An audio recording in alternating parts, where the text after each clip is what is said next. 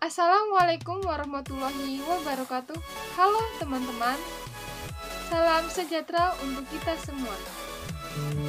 Izin memperkenalkan diri, saya Siti Karimah, NPM 211060085 dari kelas F, Prodi Pendidikan Biologi, Fakultas Tarbiyah dan Keguruan, Universitas Islam Negeri Raden Intan, Lampung. Sebelumnya saya ucapkan terima kasih kepada rekan-rekan sekalian dan kepada dosen pengampu saya, Ibu Nela Dewi, MPD, selaku dosen mata kuliah Bahasa Indonesia. Selanjutnya, saya kali ini akan menjelaskan artikel ilmiah yang berjudul Pengolahan Limbah Medis Infeksius. Selamat menyaksikan. Adapun isi artikel ilmiah saya memuat abstrak, pendahuluan, metode penelitian, hasil dan pembahasan, dan ditutup dengan kesimpulan. Abstrak. Satu aspek penting dalam penanganan wabah coronavirus di NCC 2019 COVID-19 adalah penanganan limbah medis yang dihasilkan baik dari pasien maupun petugas medis.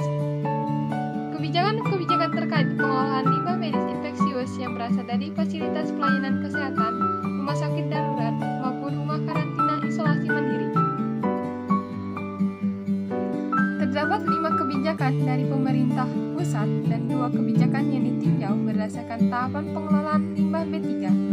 Hasil tinjauan menunjukkan bahwa meskipun kebijakan dikeluarkan tidak secara terpadu, namun tahapan pengelolaan limbah medis infeksius telah ditetapkan dengan cukup jelas dan dapat dijadikan sebagai acuan.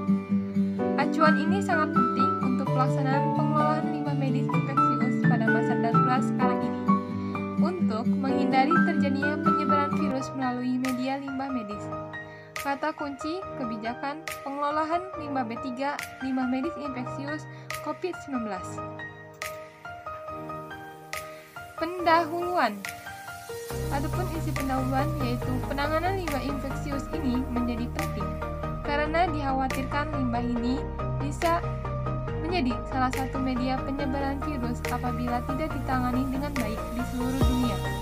Diperkirakan sedikit 2 juta orang termasuk 4 juta anak-anak meninggal setiap tahunnya karena penyakit yang berkaitan dengan limbah medis yang tidak terkelola dengan baik. Pemutusan mata rantai penyebaran virus bisa dilakukan salah satunya dengan pengolahan limbah medis infeksius dengan benar sesuai prosedur. Adapun metode penelitiannya, penelitian ini merupakan hal yang ditujukan untuk menganalisis pelaksanaan penanggulangan limbah medis selama pandemi COVID-19.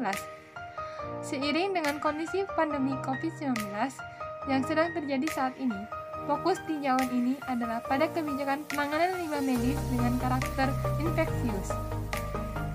Mengacu pada Permen LHK nomor P56/Men LHK Setjen /2015, limbah infeksius adalah limbah yang terkontaminasi organisme patogen yang tidak secara rutin ada di lingkungan dan organisme tersebut dalam jumlah dan virulensi yang cukup menularkan penyakit pada manusia rentan. Secara umum, limbah medis infeksius ini dikategorikan sebagai limbah bahan berbahaya dan beracun. Limbah B3 terkait dengan tata kelola tinjauan ini melingkupi tahapan pengelolaan limbah B3 secara umum yang meliputi tahapan pengurangan, pemilahan, penyimpanan, pengangkutan, pengelolaan, dan penimbunan limbah B3. Hasil dan pembahasan. Pengelolaan limbah infeksius mengacu pada prosedur-prosedur yang meliputi tahapan-tahapan identifikasi, pemilihan, dan pengwadahan. Setiap hasil limbah wajib melakukan identifikasi untuk semua limbah yang dihasilkannya.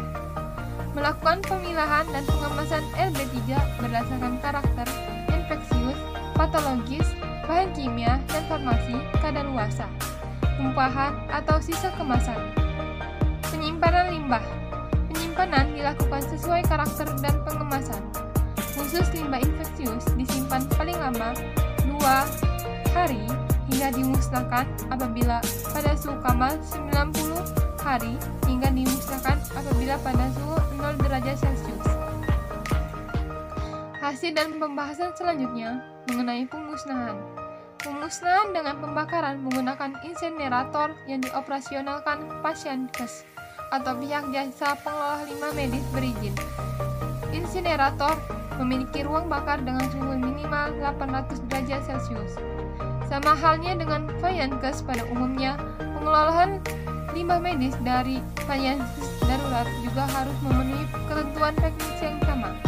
Kendala yang utama yang dihadapi oleh Pasienkes darurat adalah kesediaan alat pengelolaan atau pemenuhan persyaratan teknis unit pengelolaan, seperti temperatur pembakaran minimal. Oleh karena kendala tersebut, pengelolaan limbah medis infeksius dari Pasienkes darurat ini harus dilakukan melalui pihak jasa pengelola limbah medis berizin.